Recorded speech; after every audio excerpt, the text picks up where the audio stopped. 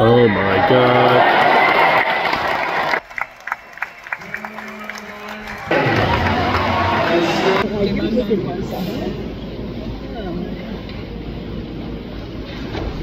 Yeah. Whoa!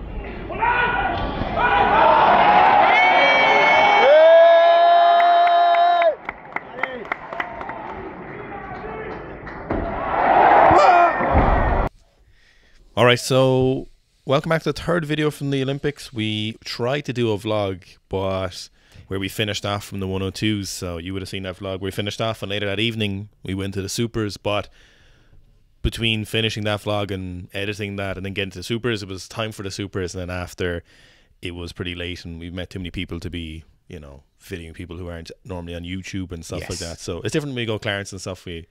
Everyone knows the shtick. Definitely. You just are used to getting a camera or a mic pushed in your face, but yeah, it's not really that normal a thing to do. No, and I mean, we've been raised in Irish households, so it was. And then after that, then we got, I think, an hour and a half sleep, an hour of sleep. Yeah. Then our taxi nearly crashed at 4 o'clock in the morning. But in fairness to the driver, at 3 o'clock in the morning. 3 o'clock, that was one of the best displays of driving I have seen. I was sitting in the back watching the crash happen, and I was like, oh, we might crash here as it was happening. We weren't going fast enough for it to be fatal, so I wasn't panicking. And they were probably doing 110. Well, 110 kilometers, yeah. So I was like, look, if we hit them, it's unfortunate, but we both have our seatbelts on. Yeah. We might miss the plane. I woke up after the first swerve. Yeah. So I woke up when we were kind of at not 45 degrees, but not far off it. Yeah. And we were still impending doom. I was watching the whole thing happen from the back seat, and as it was happening, I was processing. I was like, okay, we're not going that fast. They've nearly crashed. Okay, he swerved out onto our lane. I was like, we might crash if he's good enough. We won't crash. My first thought yeah. was, we're going to miss our flight. That's what my first thought as well. And then my second thought was, I never wear seatbelts in taxis or Ubers. That's what happens So sometimes. Like, no, you had yours on this time for some reason. I had it on, I think because you were kind of sleepy, you didn't even know. So then we got home. Our flight was at like 7 o'clock. Really annoying. We're sitting in the gate, the foyer of the gate, and not to profile anyone, but they were Americans. And they sat down, and they were sitting there for like, they sat down, there was like 4 seats facing each other, and we'd occupied like 2 of them, but there was loads of other empty seats. Yeah. And these 3 ladies sat down, and then after like 15 minutes of them talking, she was like, yeah, I think I'm going to test positive, but I'm only feeling the symptoms now. And I was like, why the fuck are you sitting right next to me? So you told me that afterwards. So it was like a seat, then 2 seats, then a seat. So it was like one side of a dining table basically with the top and bottom. And we had been sitting at like the 2 corner seats. Yeah. And I left my bag there. Yeah. And lay on the ground because it was 3:30 in the morning. And so she moved your bag and sat down. She moved my bag. Now, I won't mind, but there was 100 other free seats. I was about to say 80. I'd say there was at least one of the biggest airports in Europe. Yeah. And it's 3 o'clock in the morning. Nobody's there. There was 6 gates in this building we were in. There were so many free seats you couldn't shake a stick at them all. So that happened. We got home massively sleep deprived. We'd missed like in the 2 out of 3 nights we had a total of 4 hours sleep, I think. Yeah, it's obnoxious. So the vlog didn't really happen the second day, I'll be honest with you. It was stay awake and get home because we had a 3 and a bit hour drive back to civilization. Is it a dangerous day to be a can of Monster, or is in? So we got a back session done. A great session. Very unbelievable session. Very entertaining. First of all, there was no real controversy except for the lashes 215. Yeah. So we thought he probably dropped it too early. The jury in for review. The audience was like, "What the fuck are you doing? Yeah. What the fuck are you doing?" Yeah. I'm sounding like a broken record now, but every single person who is an official at that should just be. You know, they have that rule in some countries where if you're a lifeguard and somebody drowns, it doesn't matter if you're on duty, you automatically get fired. Do you? Yeah, that's fair enough. I suppose you can't statistically. That is fair enough. Statistically, you can't be taking chances on that kind of lifeguard. So I think we should do the same thing with the IOC people. I don't think we can. But anyway, the Olympics is great now. I take back everything I said about IOC. I'm all about Olympics. I love the Olympics now. I am an Olympic fanboy. You know what I love though is that Paris is class. Paris is class, yeah. The last time I was in Paris, I was 6 years old. Okay, so you don't have a great memory. It was hey. Sorry. I've one of 2 holidays we took until I was like 20. Okay. The other one was Spain. Okay. And that was like a school thing. It was like funded by the EU kind of stuff. Okay, so I'm not even sure if that counts. Because we went to another school. Yes. So basically one holiday in Paris. It seemed quite nice at the time, but I think Paris might be my second favorite city I've been to. No way. Tokyo's probably first, but Paris, I loved Paris. They got such a bad stick. All the Parisians were so nice. Except for that one guy. That one guy caused an issue. I will say... Wait, there was 2 guys. Remember the other waiter that was like this? No. The young fella with the AirPods in while he was Yes. Come on. Yeah. Anyway, I will say I've been to Paris a number of times, and that's the best experience I've had there. I think Paris put its best foot forward. An amazing city. They fooled me. But the vibe over there, Rugby World Cup last year was unbelievable. I came back from that thinking, international sporting event, that this is as good as it gets. Yeah. This is like top, everyone's buzzing. Yeah. It was blown away by the Olympics. But the class went ahead.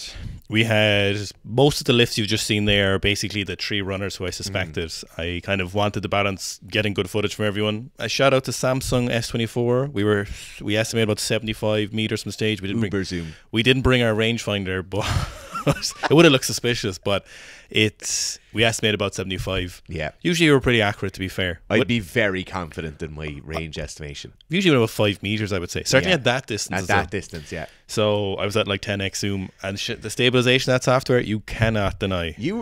So you started off just raw dogging it, just holding the camera up, and then you were kind of semi-balancing it on the top of your crutch. Yeah. Which I think brought it to a new level.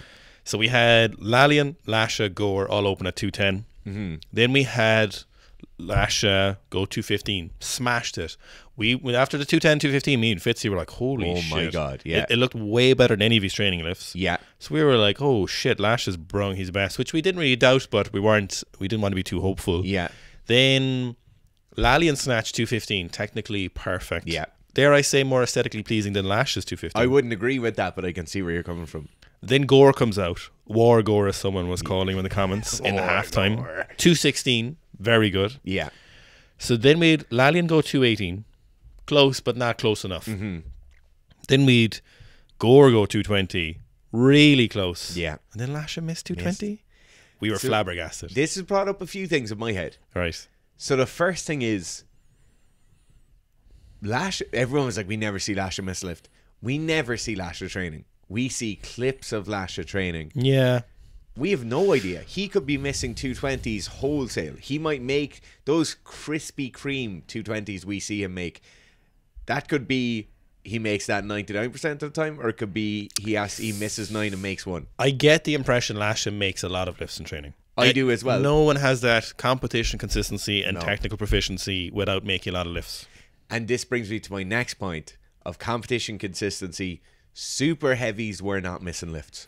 But Anton told me that Lasha week after week made weights. Just made the weights. No matter how sore, no matter how sick he was, Yeah. no matter injured, he made those weights week after week after Friday. Yeah. Non-stop. And Anton was training them for years. Yeah. And he said every Friday, if the But number was there. Maybe he misses a few and then makes it. No, Anton was like, he just smashed weights after Yeah, weight. I believe it. But compared to every other class I've watched from the Olympics, and I've seen highlights from basically all of them now at this point, everybody missed a lot of lifts at the Olympics, except the super heavies. Yeah, we didn't see a miss snatch for ages. No. And it was, the other entertaining thing was, obviously we had the 3 big dogs up at the top, but we also had names that you would have seen for years and years. Like the New Zealand lifter David Leedy. Yeah. He was getting into the crowd. Dave Leedy was getting the people going. We had Tank Murakami there. My countryman with my New Zealand. Garth got a Team New Zealand polo shirt, which I got as well. Yeah. But he wore it, and then everyone thought he was a Kiwi. So we were walking along, and there was the tallest woman I've ever seen in my life. I'm talking 6'7", maybe 6'8". She was towering over you, and you're She was tall. 6'2". Are you 6'1" and a bit. She was towering. Yeah. And she had 2 little New Zealand flags in her hair. Yeah. And as she walked past, she was like eyeing me up and went like this. And she was like, it's good, he's one of ours. Yeah. In fact, you are not one of In theirs. fact, I was not one of theirs. Yeah. I was just like... So we had David Leedy going. We had Mart Seam, which I didn't even know he was going to Olympics. Yes.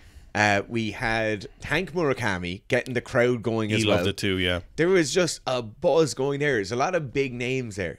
Yeah, notable names for sure. Big names and no miss lifts make for great competition. Tank shouldn't be a super, I'm going to say that now. No, he looked bigger than I've ever seen him. But his body is not built to be a super. He's got the speed, he's got the power, he's got coordination, but his mechanics... If you go way back, you can find videos when he's much lighter. Yeah. And he's a better lifter for it. But even when you see his setup, like he's really struggling to get into a start position. We were talking about it and I was like, that setup is not it for him. But it's probably the only setup that will actually work. I'd argue he'd do better as a super at like 120, 125. Yeah. I would bet you, if you go back and look at videos of Lasha when he was like a 150 as opposed to 180, 190. Yeah. Yeah, if you look 215, 2015 worlds-ish, his bottom position is better, he's faster, and the weights are very, very similar, so... It's that kind of arms race of body weight. You know, more is more, but it's definitely not. I know Mart Same was coming off an injury. Mart Samesies. So he'd done 215, and I was like, remember I was like, Mart has done 215 competition before. Yeah. And I was like, 2015, and you're like, yeah, well, that was 10 years ago, and I was like... Yeah. Just like, oh fuck. No, you had a meltdown in the crowd. No, because I was like, that was like 3 years ago. Like, he just did 215, like 250 a few years ago. It was really good. Yeah. It was like a 250 pause there. That was 2 world championships. You were literally like, that was 10 years ago, nearly 10 years ago. And I was like, yeah. There was like, do you know, like when the space zooms out and the planets are going faster and faster, and I was like, oh fuck. Yeah. But unbelievably entertaining class. Then we kind of had the mid-show runners. Yeah. Who unfortunately 15 years ago, mid-2000s, would have been right 205. Yeah. 210 snatch. Yeah. Now it was like, oh, lads, come now on. it's like, what time are the boys coming out? Come on, we're sick of this. Yeah. Now, the other thing I will say is that technically there's so much more variance in super heavies. Yeah, that's true. You've got big, tall, massive lads. Yeah. You've got small, stocky lads. Everybody's fat. Everyone's very fat. Yeah. Unfortunately. It is... do you know what? It's just they lift the biggest weights, and therein it is the best class. It is the best. I don't know. As a spectacle. Yeah. Nobody's watching sub 90 kilo World's Strongest Man. People are watching 200 kilo half tour. No, that's not true. Sub 90 is getting bigger ish.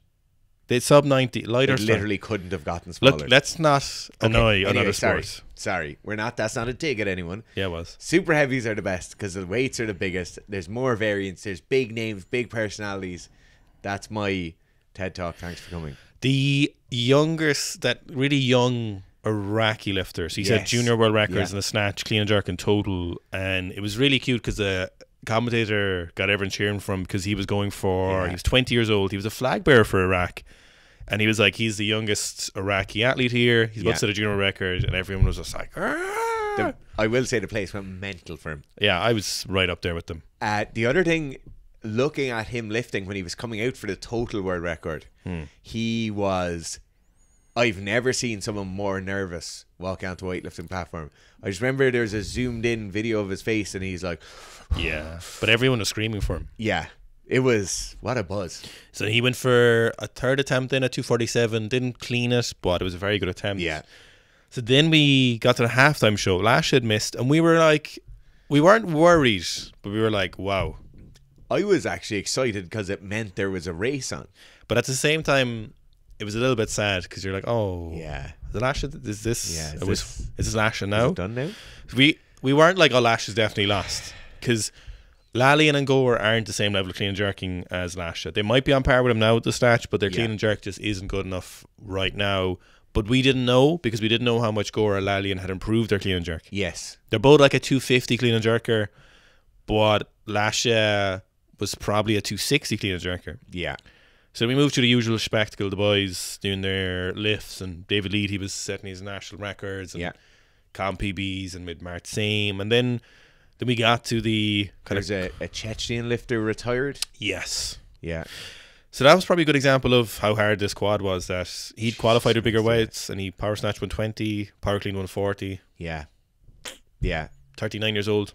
Tough, yeah. It's no joke. Just getting to the Olympics at 39. That could be 30 years of weightlifting. Yeah. It's obnoxious. Give someone else a go. No, amazing achievement. And then I will say the kind of cat and mouse game. You know, people talk about weightlifting as like, I'm a weightlifter because I compete in weightlifting versus I'm somebody who just trains in their shed. You know, there's that kind of argument going on. And there is a very entertaining aspect of weightlifting competition where the attempts are being bumped up. Somebody's about to open, then somebody else bumps their number up, then they're opening straight away and people are running up on stage and the timer starts. Yeah. We definitely saw more of that in the super heavies than we saw across the rest of them. So we kind of, when we got to those, I suppose, 1, 2, and 3 clean and jerkers, I thought I'd see more from Manasad, but he kind of dropped that 252 kind of early. You'd see the clip there we had. And as I was saying, I was trying to balance getting good content because that's a priority. Yeah. But also just kind of is being in the moment, as it were. For me, Yes. the content, the business is more important than enjoying it. But I wanted to take some breaks and just... Oh, absolutely. Because yeah. you're trying to balance it and experience it as much as anything. So I did want to just make sure I got some choice things. So there was some stuff I missed, like, for example, Lesman in the 102s. Yes. Remember his second 218 or his first 218? I'm sorry I didn't get that in video because that was an interesting moment. But there was just times where I just wanted to watch the thing, 100%. So then we got clean and jerks. And in fairness, Gore and Lalian, really conservative openers, they made lifts to make sure that they were getting a medal. Yeah. 2 Armenians, one was competing for Bahrain. Yeah. And then Lasha, again, conservative as well, 247. And his 255 wasn't super convincing. No. I'm going to say something more controversial. Go on. If he was held to the standard that a lot of other people are held to, he probably should have got red lights for that 255. Which I don't agree with, just to put it out there. I think that's stupid. Say, yeah. I don't think that was as egregious as some of the ones that were given red lights. Let me rephrase that so before someone is... Yeah. He could have gotten red lights for that 255. He could have, definitely, yeah. It wasn't as cut and dry. There's definitely a possibility with that group of judges and that jury that would have been a no lift. Definitely.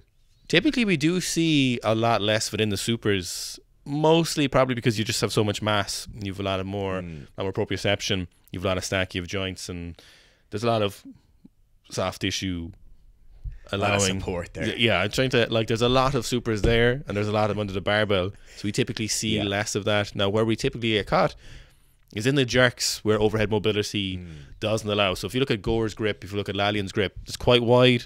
Lasha is quite a narrow grip, and no matter how mobile you are, no super can get that mass out the way for a perfect overhead position. So, Lash's jerk has always been the weaker lift, but that 255, I don't think he had another clean jerk in him.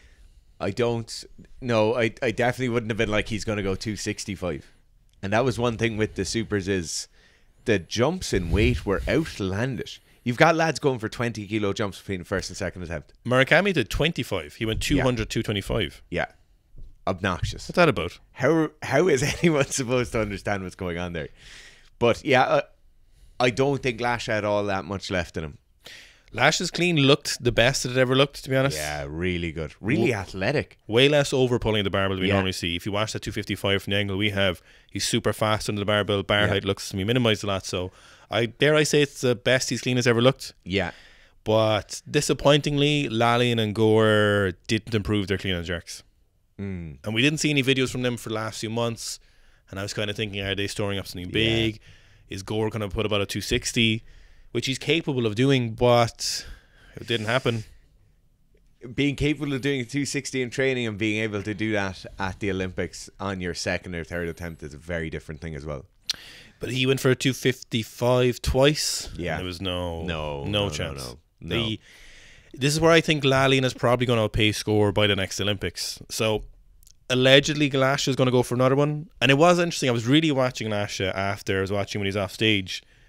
There was no fanfare, there was no emotion. It was just kind of like he'd won another competition. And I was like, maybe he's not retiring. I was like, this is really interesting. Or I was like, if he's retiring, he's not, it's not much to display. But turns out he's probably holding off for 2026 to go for 500. Now, but by the time LA comes around, I think Lalian's going to progress better because his technical model is better. And we're seeing Gore running into that wall, especially in the clean and jerk, where very power is great. But if you're very powerful with good technique, it's greater. I actually think you see it on the snatch as well. Yeah. It's just, it is incredibly power.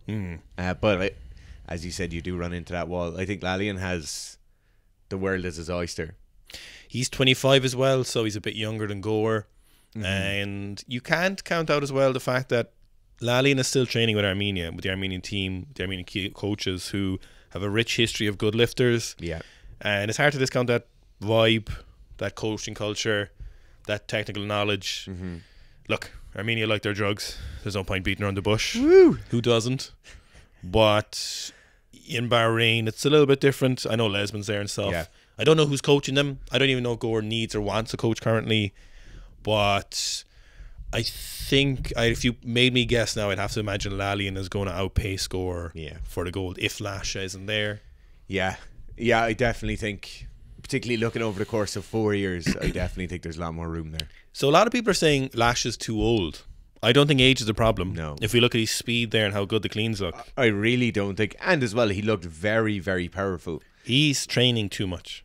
Competing too much is the problem. Yeah. And that's not his own fault. Like, that's down to qualification and stuff. Well, you could actually say it's not a fault at all. Yeah. If we're talking about 500. Yeah. He's winning the competitions. Yeah. He's doing everything he needs to do. But if we're talking about what he needs to do to hit 500, he needs a massive break. Just coasting for, I'm going to say a year. He needs to coast for a long time and a rest. Definitely 6 months. At least. And this can be my closing statement on this, I'm very worried for the health of every single super who left it there. I'm worried for Lasha because he's already talked about 2 years ago. If Lasha's already talking about it, I think pretty much every athlete we saw lifting there has that coming at some point. That is an argument a lot of people make about the supers, both in the male and the female, not being good for the sport. It's an argument that's been made for a long time. Yeah. And it's something that I'm not sure I like, but I can't say I disagree with it in terms of optics from the public. We were talking about the athletics there. Yeah. How good everyone looks more than ever. Well, unattainably good, you might say. Yeah, but I think if you're a parent looking to put your kid into a sport and you look at that and you're like, they look really healthy. They look great. Versus a 20-year-old who's 170 kilos. Like Lasha, we know he's heart problems. He's said it himself. You'd have to infer he's heart problems due to probable PED use and a huge body fat level and weight. Like, you're even commenting that he looked under pressure walking off stage, you know? Yeah.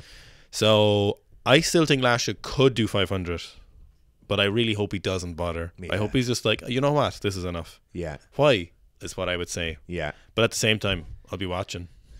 Yeah, absolutely. I hope you enjoyed the Paris recap. Everyone hope you enjoyed the vlogs. We'll definitely try to do proper vlogs in the future like that again. Yeah. It's something we've always been like, let this trip now, we'll do some vlogs, and then we just kind of get... I think a lot of the time as well we're doing seminars. Yeah. And it's very difficult to be turned on for 8 or 9 hours in a row and then vlogging as well. We might have some good vlogs coming up in October with... secret people. Three very good weightlifters. If Sika and these 3 other weightlifters in video, it would be one of the best non-elite weightlifting videos you'd see in a while. Yeah. Even though 3 of these are elite athletes. Yeah. So it'd be great. We'll see how it happens. You need the moons to converge. Yeah, the stars to align. Okay, thanks for watching, guys, and I hope you enjoyed the vlogs. Let us know your favourite list from all 3 sessions. We're not going to LA. Darren wants to go, but I'm not flying. We're going. No, we're not going.